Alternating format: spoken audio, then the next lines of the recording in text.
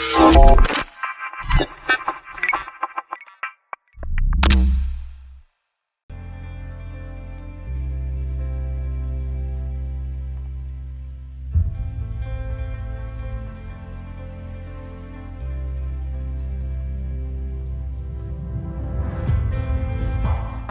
damai sejahtera, cinta kasih Tuhan selalu dipenuhi, selalu kenyang.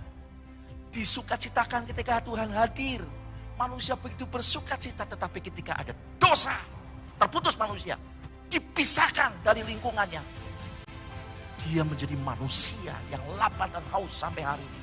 Puji Tuhan, saudaraku yang Tuhan kasih. Tuhan hadir untuk memberikan kepuasan kembali, mengembalikan manusia dan memuaskan dahaganya akan kebutuhan rohani. Saudaraku yang Tuhan kasih, Allah ingin kita kembali hanya mengenal kebenaran, bukan masalah baik dan jahat. Sebab tidak semua yang baik itu benar. Mari kita lihat saudaraku ayatnya. Di dalam Injil Matius pasal 5, firman Tuhan berbunyi demikian, ayat 13 dan 14. Kamu adalah garam dunia. Jika garam itu menjadi tawar, dengan apakah ia diasinkan? Tidak ada lagi gunanya, selain dibuang dan diinjak orang. Yang kedua, kamu adalah terang dunia. Kota yang terletak di atas gunung tidak mungkin tersembunyi. Nah, Bapak Ibu, Tuhan sedang tidak membuat puisi. Tuhan juga tidak sedang membuat indah ayat-ayat. Ya kadang-kadang banyak orang suka memperindah ayat-ayat, tidak salah, tetapi kemudian jadi tidak sesuai maknanya. Tetapi tentang garam dan terang ini itu sebuah pengharapan yang Tuhan ingin terjadi dalam hidup kita sebagai orang-orang yang sudah ditebus. Ya, mari kita lanjut saudaraku yang Tuhan kasih. Dari ayat pokok kita itu ada kata yang diulang saudara, yaitu kata dunia. Kamu adalah garam dunia. Kamu adalah terang dunia. Nah, kata dunia dalam ayat ini saudaraku dipakai kata G, tulisan pakai Indonesia aja, G dalam bahasa Yunani. Ini menunjuk kepada tempat di mana kakimu berpijak. Artinya adalah bahwa Tuhan ingin dimanapun kita berpijak, dimanapun kita berada, kita bisa menjadi garam dan terang di tempat itu. Kamu adalah garam dunia. Nah, kata dunia itu ternyata menunjuk dimanapun saudara berada. Dunia mana? Dimanapun saudara berada. Tuhan ingin kita menjadi garam dan terang dunia.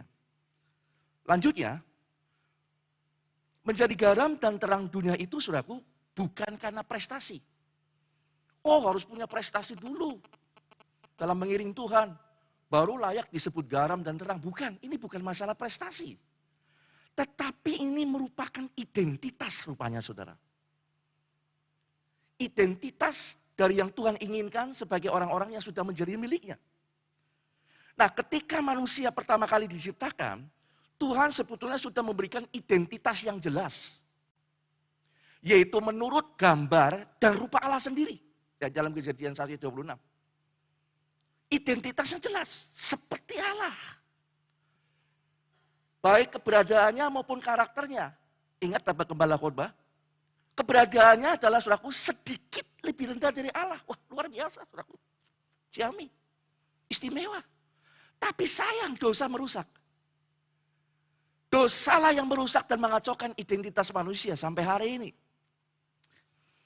Haleluya. Lebih lanjut, ada dua kalimat lain juga yang ditulis dua kali saudaraku di sini. Yaitu kamu adalah, ya yang pertama kamu adalah garam, kedua kamu adalah terang dunia.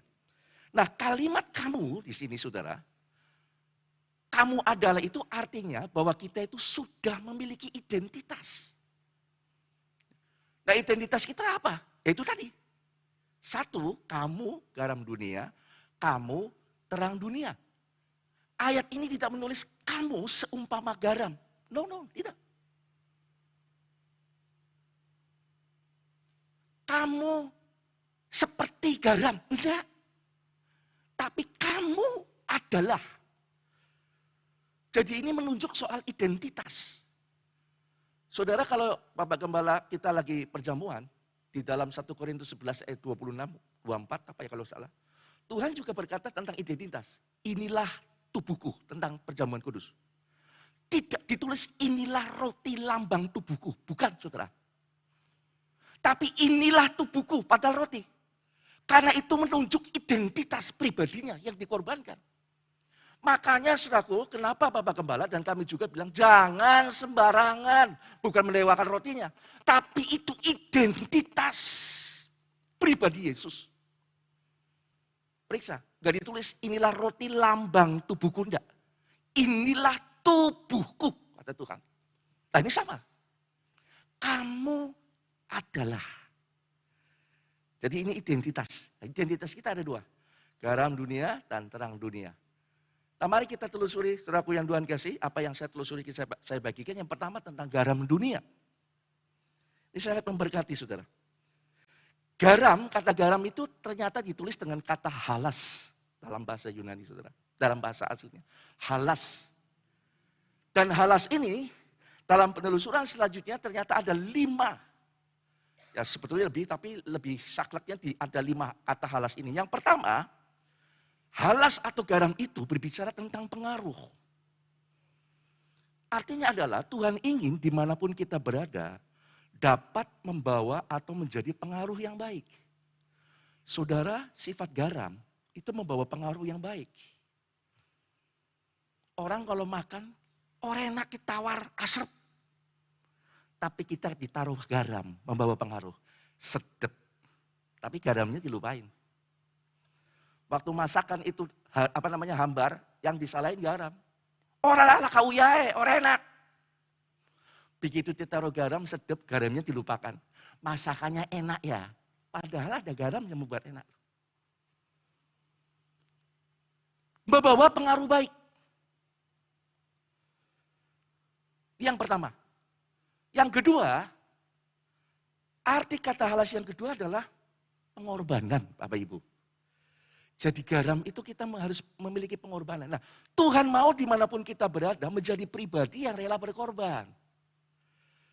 Kebanyakan orang malah justru lebih suka mengorbankan orang lain, ya toh, untuk keinginan diri sendiri. Tapi tidak dengan Tuhan. Tuhan ingin kita memiliki pengorbanan. Jemaat miliki pengorbanan. Ya, mana gereja perhatiannya sama saya? Saya nggak pernah mau datang ke gereja karena nggak pernah dibesuk, nggak pernah ditelepon. Bisa nggak saudara berkorban?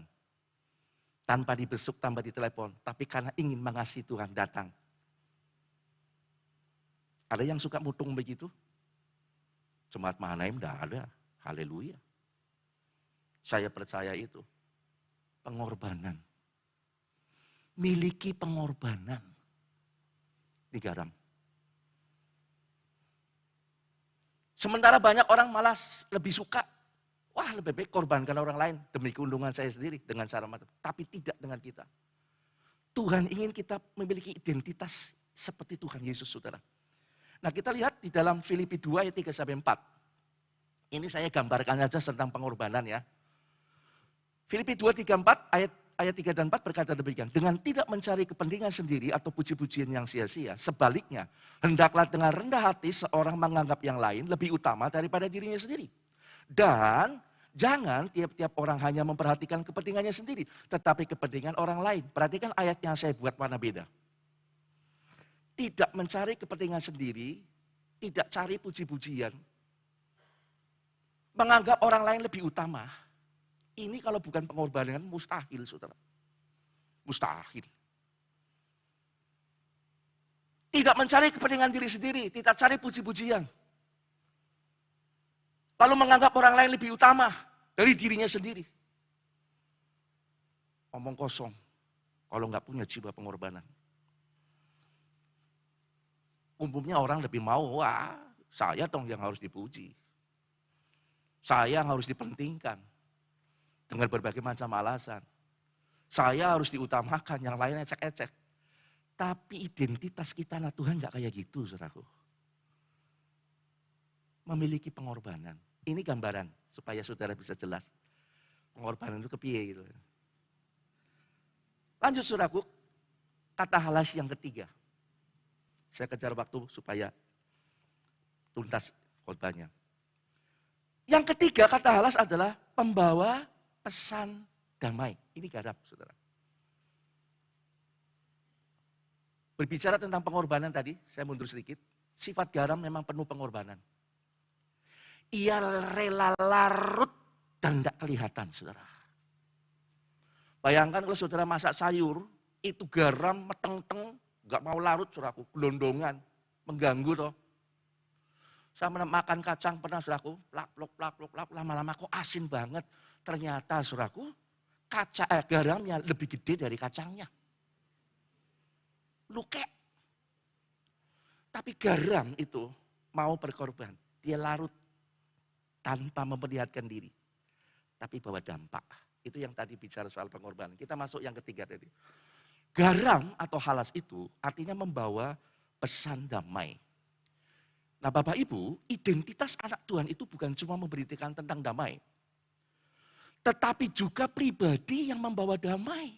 Ini penting Bapak Ibu. Saya rindu jemaat Tuhan seperti itu. Artinya apa saudaraku terus? Identitas anak Tuhan adalah orang yang tidak biasa tukaran, bertengkar. Identitas Tuhan itu bukan suka memicu pertengkaran, bukan. Tapi bawa damai. Ada yang masih eng-engan di sini? Ngerti nggak eng-engan, saudaraku?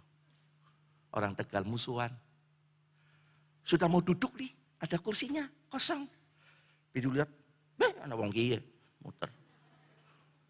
Kayak maling. Dia banyak benci sama orang. Lama-lama orang sudah kebaktian, sudah keluar. Tidak dengan kita, saudara. Kita harus membawa pesan damai dan menjadi pembawa damai.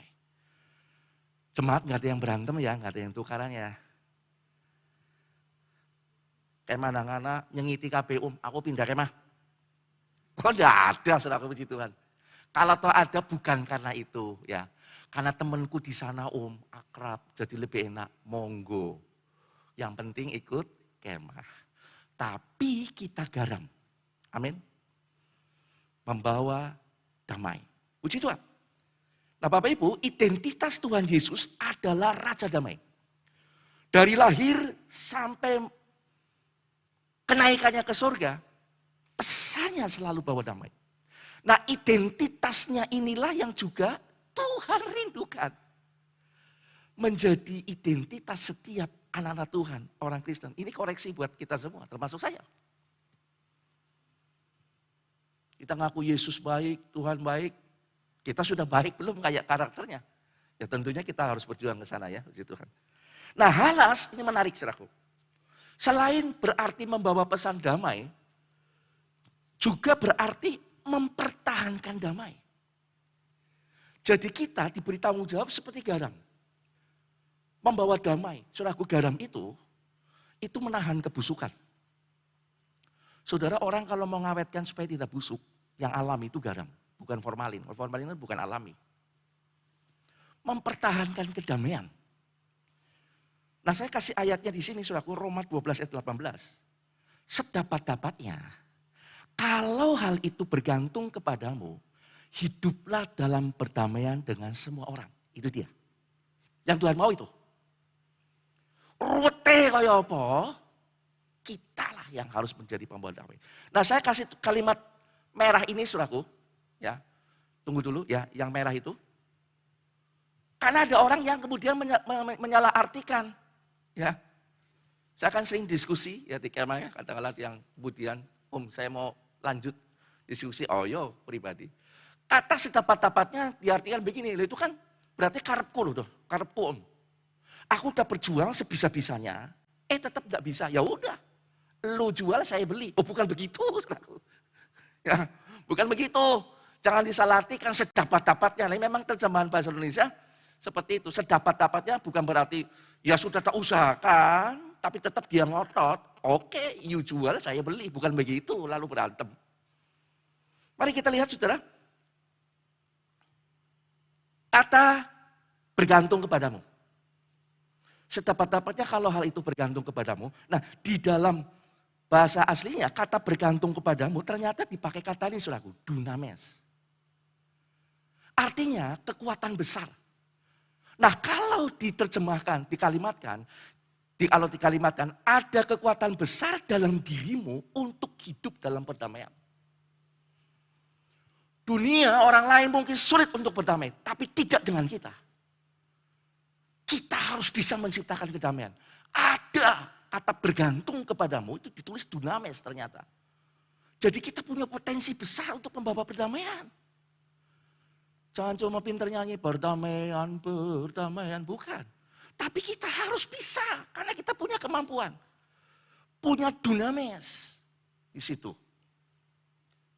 Jadi Bapak Ibu dimanapun kita berada, ya, saya berharap kita mari jadi berkat. Pertikaian apapun kita harus menjadi orang yang bisa mendamaikan, membawa damai. Jangan bilang bukan urusan saya. Karena Tuhan sudah taruh potensi dalam hidup kita. Ya, jadi kalau dikalimatkan sedapat-dapatnya kalau hal itu ya, ada kekuatan besar dalam dirimu untuk hidup di dalam perdamaian. Itu kata halas, saudara. Selanjutnya kata halas yang keempat, ya ada 5 soalnya saudara, adalah bijaksana. Disebut bijaksana adalah karena mampu mengendalikan diri. Yang pertama, tidak sembarangan bicara. Saudara, garam itu enggak sembarang ditebar, saudaraku. Harus ada ukuran. Saudara masak sayur sepanci, garamnya enggak sepanci, saudara. Itu namanya asinan. Bukan sayur. Ada ukurannya. Jangan sembarang bicara, mampu mengendalikan diri. Yang kedua, bertindak dengan pertimbangan matang sesuai dengan firman Tuhan. Saya akan contohkan garam. Itu truk, utek dicicipin. Kurang. Pakai pertimbangan. Sesuai ukuran firman Tuhan. Ini halas. Bijaksana. Dan yang kelima, masih ya? Iya betul, yang kelima. Arti kata halas yang kelima adalah kasih karunia. Luar biasa saudara. Jadi kalau kita telusuri, maksud tujuan penulisan ini luar biasa. Kalau di kita cuma uyah, garam, tok, titik. Garam ditulis kata halas yang kelima berbicara tentang kasih karunia. Nah pribadi yang membawa kasih karunia Tuhan adalah orang itu berkemurahan. Orang itu memiliki pengampunan. Orang itu memiliki kesabaran. Ternyata kesabaran itu kasih karunia. Membawa kasih karunia sama orang lain. Saudaraku. Dan semuanya dilakukan dengan kasih Tuhan. Orang yang tidak bisa mengampuni. Karena dia mungkin tidak pernah merasakan diampuni. Orang yang tidak bisa mengasihi. Bisa jadi dia orang yang gak pernah menerima kasih. Tapi tidak dengan kita. Kita hidup karena kemurahan Tuhan. Kita hidup ada karena pengampunan Tuhan. Kita bisa ada sering keliru, sering salah, Tuhan sabar. Kalau Tuhannya seperti saya, pites saya selesai hari itu. Tapi tidak. Saya dan saudara salah masih dibiarkan hidup, masih dituntun. Sabar. Itu kasih karunia. Dan Tuhan ingin kita juga kembangkan kepada orang lain. Jangan bilang saudaraku, biar bumi dan langit akan berlalu, tapi benciku tinggal tetap. Enggak bisa begitu saudara. Kita bukan garam itu namanya. Kita orang yang enggak tahu diri, kita sendiri diampuni loh. Kok kita malah enggak ngampuni orang lain? Ya. Kita hidup karena kemurahan Tuhan, masa kita kejem enggak mau berkemurahan? Nah itulah garam yang Tuhan inginkan, garam. Nah sekarang saudaraku yang Tuhan kasih dalam ayat pokok kita, bagaimana kalau garam itu menjadi tawar? Nah ini dia. Kamu adalah garam dunia. Lihat kalimat yang merah. Jika garam itu menjadi tawar, ini dia saudaraku, peringatan Tuhan.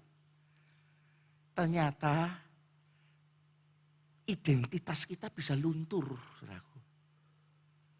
Dengan apakah ia diasingkan? Gak iso. selain tidak ada lagi gunanya, selain dibuang dan dicok. Ini peringatan. Dedeknya orang Kristen, melayani, tapi dia garamnya nggak asin. Sebab berbicara soal identitas itu kadang-kadang sulit dideteksi. Ketoknya gitu, garam, tapi dikecap nggak ada rasanya. Mari kita lihat saudaraku selanjutnya. Kata tawar dalam ayat ini ditulis dengan moraino. Artinya unik, terbukti berkelakuan bodoh. Kata tawar itu. Nah, jika kita tidak menjadi halas, dalam artian menjadi garam, dalam artian 5, tidak bisa jadi pengaruh yang baik. Elek terus. Setiap kali hadir pasti bikin kisruh. Yang kedua, tidak memiliki pengorbanan. Egois, mintanya menang sendiri. Mintanya benar sendiri. Yang ketiga, tidak membawa damai. Bawa pertengkaran terus. Ngadu domba terus. Ngeciongi terus. Ngeciongi tahu ya apa? Ngeciongi. Oh, sentimen gitu ya. Enggak bawa damai orang begini.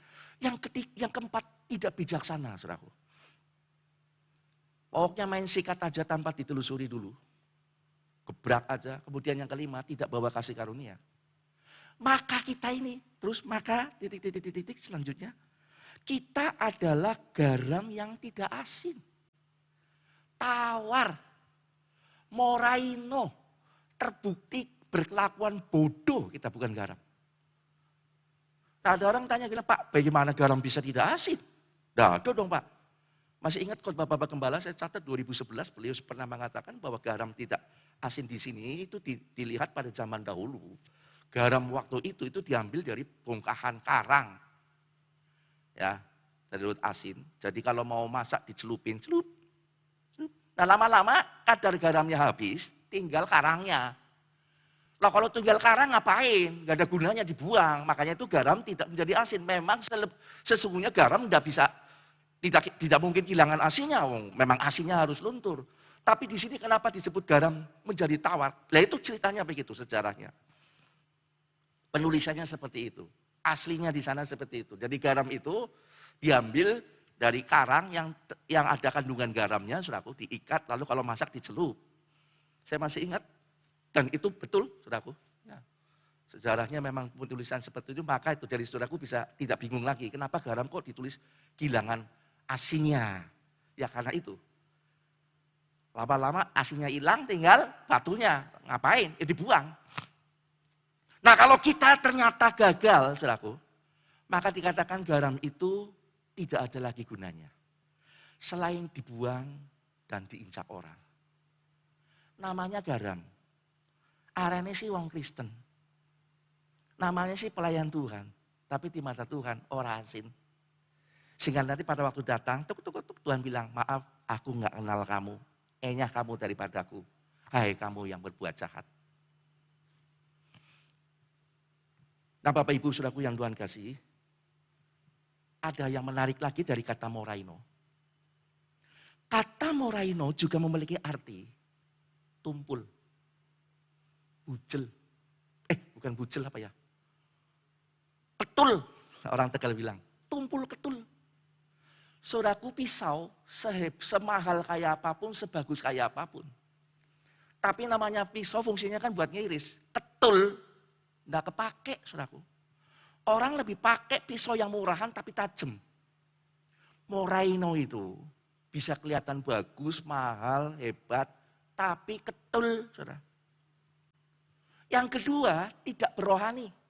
Saudara, coba standar rohani seseorang itu apa buat saudara?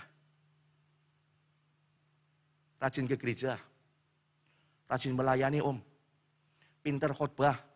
Enggak loh saudara. Itu bukan standar rohani. Tapi itu tadi, jadi garam. Orang biar pinter ngetebres firman Tuhan kayak saya nggak teteh-ngaling-ngaling, harus adil dong. Tapi kemudian di rumahnya, di kampungnya, orang sampai nggak kenal. Pendeta Acong, siapa sih Acong? Orang ngerti. Lah orang itu bermasyarakat enggak ini? Enggak jadi garam. Dikenal pun enggak, apalagi jadi pengaruh. Ini kata moreno juga mengandung arti tidak berrohani. Jadi standar rohani bukan hal-hal yang bisa kita lihat, saudara. Tidak salah melayani. Harus itu. Kalau memang kita betul-betul garam. Dan banyak hal yang lain. Ini tentang garam, saudara. Ya. Sekarang kita masuk yang kedua, tinggal 20 menit soalnya. Tentang terang dunia, haleluya. Kita lihat ayatnya Matius 5 ayat 14. Kamu adalah terang dunia. Kota yang terletak di atas gunung tidak mungkin tersembunyi. Nah saudaraku, sebagai pribadi terang, tempat kita itu ternyata di atas. Kota yang terletak di atas gunung nggak mungkin tersembunyi. Jadi kita sebagai identitas terang, anak Tuhan itu tempatnya bukan di atas, bukan di bawah. Kolose 3 ayat 2 dikatakan pikirkanlah perkara yang di atas. Nah orang-orang yang punya pribadi terang, pikirannya selalu yang di atas. Lalu ada yang tanya, loh Pak, kalau mikirin terus yang di atas tentang surga terus, orang seluruh duit, orang bukan begitu. Pikirkanlah perkara di atas itu jadi pegangan, jadi patron kita. Misalnya, kalau kita berdagang, jadilah pedagang yang baik, jujur, sesuai aturan yang di atas.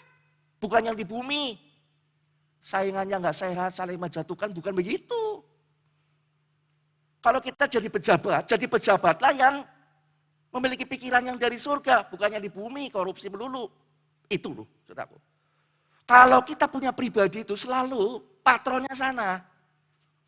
Cocok nggak ya dengan aturan yang di atas, gitu loh. Selalu pikirannya dibawa ke sana dalam hal apapun. Lanjut saudaraku yang Tuhan kasih. Nah identitas umat Tuhan disebut sebagai kota di atas gunung. Artinya terang itu bisa berfungsi di atas bukan di bawah. Makanya firman Tuhan yang lain katakan jangan terang itu ditutup dengan gantang atau ditaruh di tempat tidur. Terang itu saudaraku bisa berfungsi di atas. Lihat lampu-lampu ini kalau diturunkan ke lantai semua. Fungsinya enggak ada. Kaki kita aja yang diterangin, yang lain gelap. Supaya berfungsi baik terang itu di atas. Makanya jangan disembunyikan. Jangan ditutup gantang ataupun tempat tidur. Itu ada arti dalam juga saudara, kalau kita telusuri dalam tulisan aslinya apa maksudnya itu ya. Nah kata terang saudara, di sini dipakai kata pos. P-H-O-S. Artinya yang pertama, pikiran yang berkualitas. Kita harus memiliki pikiran yang berkualitas. Sebab apa yang dipikirkan orang itulah yang juga pasti dilakukan, saudaraku. Saudara melakukan apa itu dari pikiran. Nggak mungkin enggak, saudaraku. Oh enggak tahu ya, kok tiba-tiba saya beli durian? Enggak ada. Sudah ada pikirannya. Enggak ada orang bilang saya mau beli durian. Loh kok belinya pete ya? Enggak mungkin begitu, saudaraku. Itu orang begini namanya. Tapi pos terang itu adalah memiliki pikiran yang berkualitas. Saya lanjut. Kedua, arti kata pos itu juga saudaraku yang kedua adalah manifestasi terang. Kelakuannya ada dalam terang. Manifestasi itu apa? Pernyataan apa? Wujudnya ya. Karena tidak mungkin satu sumber mata air mengeluarkan dua jenis air. Pernah ada nggak saudaraku satu sumber? Mengeluarkan air asin, mengeluarkan air tawar, tidak ada. Kalau kita terang, manifestasinya, pernyataan dalam kehidupannya, ya kita hidup dalam terang.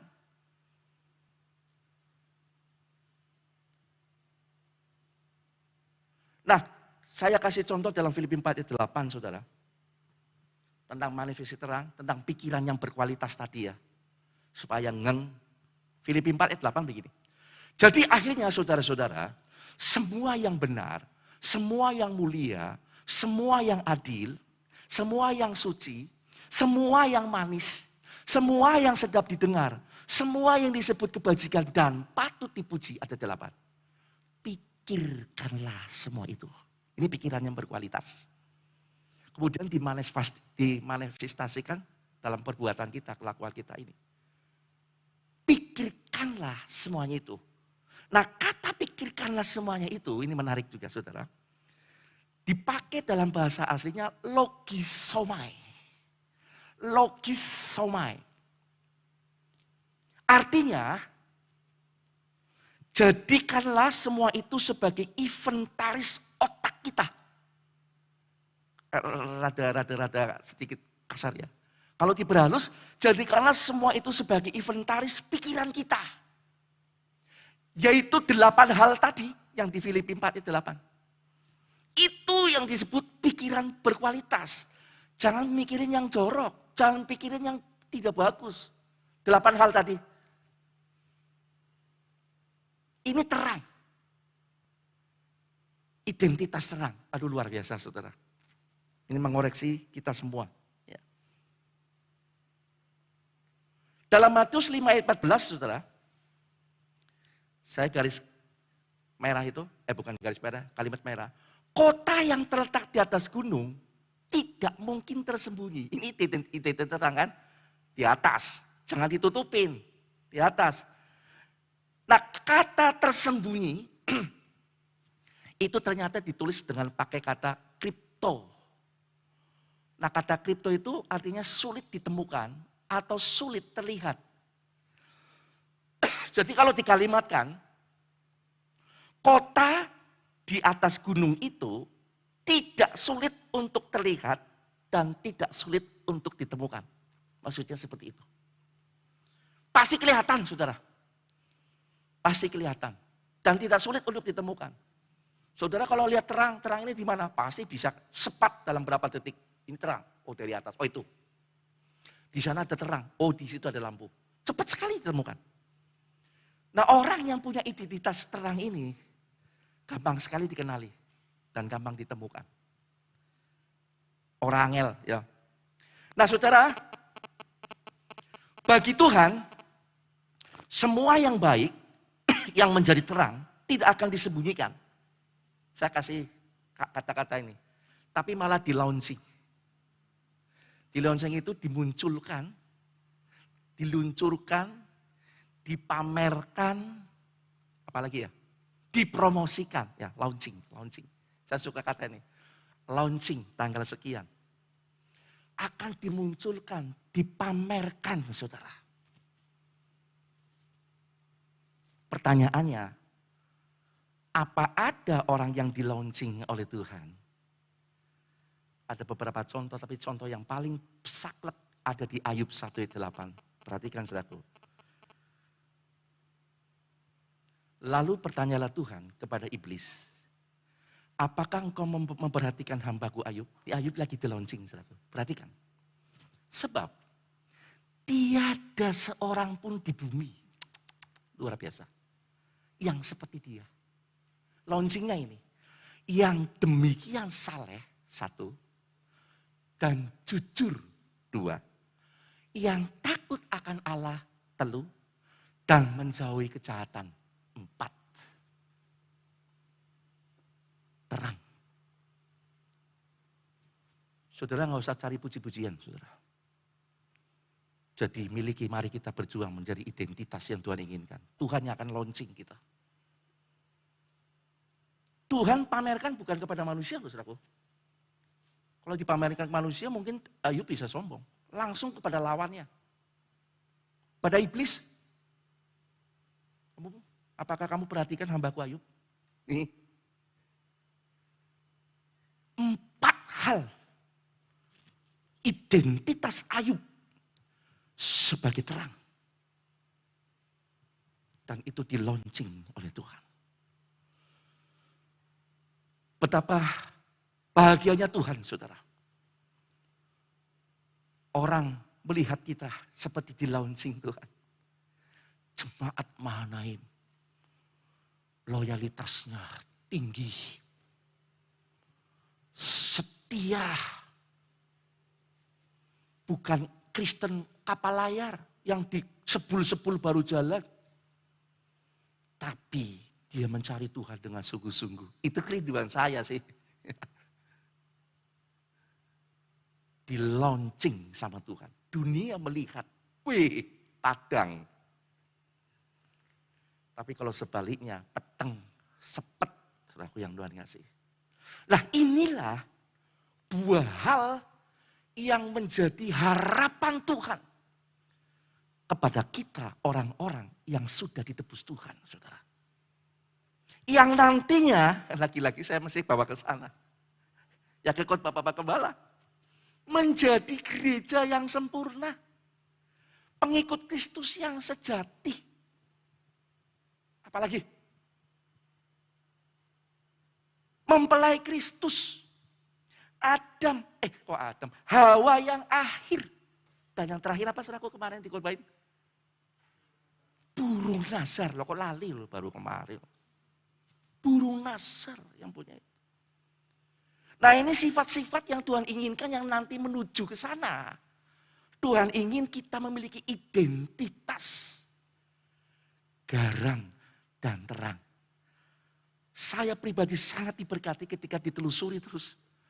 Penulisan-penulisan yang makna sesungguhnya apa? Enggak mungkin cuma garam terang toh. Tapi ternyata ketika ditemukan luar biasa saudara. Saudara adalah garam. Dikatakan kamu adalah, bukan seumpama, tapi kamu adalah, bukan lambang, bukan, tapi adalah garam dan terang dunia. Bapak Ibu, kalau saya berpikir, aduh Tuhan punya pengharapan besar buat kita. Sampai disebut garam dan terang. Dan luar biasa sekali. Mari kita berjuang dengan tuntunan Roh Kudus. Itulah sebabnya Roh Kudus diutus, saudaraku. Kita sendiri nggak akan mampu, saudaraku, memenuhi hal ini. Tapi dengan kerendahan hati, kalau kita mau dituntun Tuhan, mau dipimpin oleh Roh Kudus, tidak ada yang mustahil kalau kita jadi pribadi, garam dan terang dunia. Baik di rumah tangga, di lingkungan, dalam pelayanan, dalam dunia, amat terlebih di dalam hadirat Tuhan.